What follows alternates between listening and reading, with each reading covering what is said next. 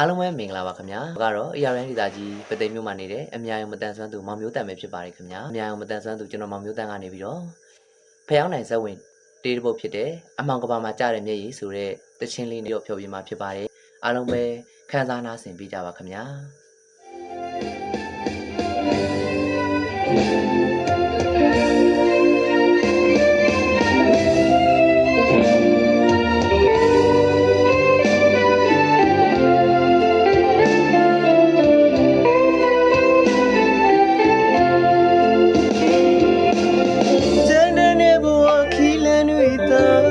ရှောင်းနေ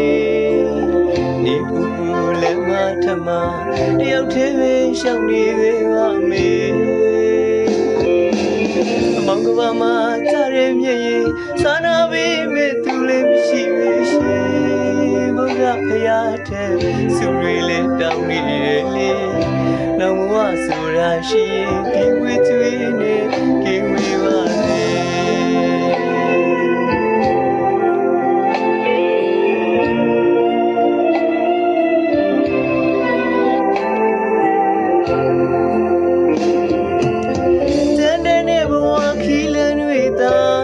ရှောင်းနေဒီပူပူလက်မထမတယောက်တည်းပဲရှောင်းနေသေးပါမေအမောင်ကဘာမှာကြားရမြည်ရင်စာနာပေးမဲ့သူလည်းမရှိပဲရှိဘုရားဖရာတဲ့သူတွေလည်းတောင်းနေလေနောင်ဘဝဆိုတာရှိဒီဝေးသွေးနဲ့ကင်းဝေးပါစေ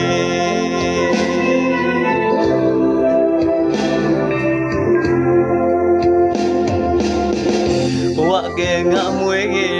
အစီမလာတဲ့ကျွန်တော်တို့ဘဝတွေကြည်ဘဝကဲရဲ့ဖဲလာလေးရဲ့ရိုးရဲ့ဝေကျွေးရှိ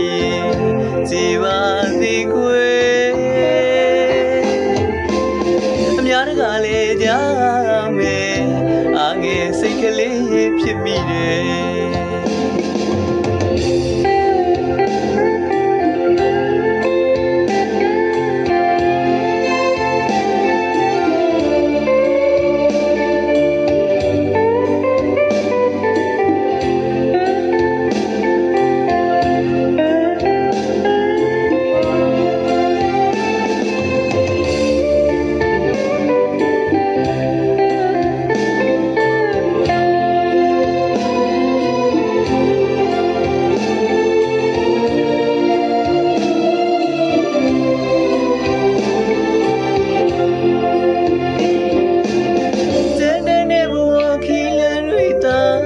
ရှောင်းနေ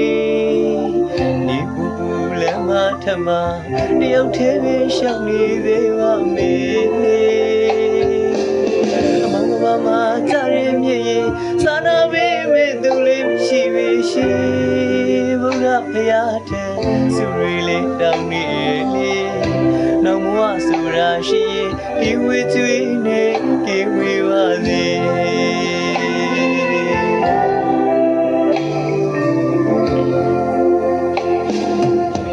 ဘဝကဲငါမွေးခဲ့အစီမလာတဲ့ကျွန်တော်တို့ဘဝတွေဒီဘဝကဲဖဲလာလေးရဲ့ရိုးရဲ့ဝေချွေးရှိကြည်ပါသည်ကွယ်အများကလည်းကြားမယ်အငယ်စိတ်ကလေးဖြစ်မိတယ်ဘဝကဲငါမွေးခဲ့အစီမလာတဲ့ကျွန်တော်တို့ဘဝတွေရှိဘဝကဲဖဲလာလေးရဲ့ရိုးရဲ့ဝေချွေး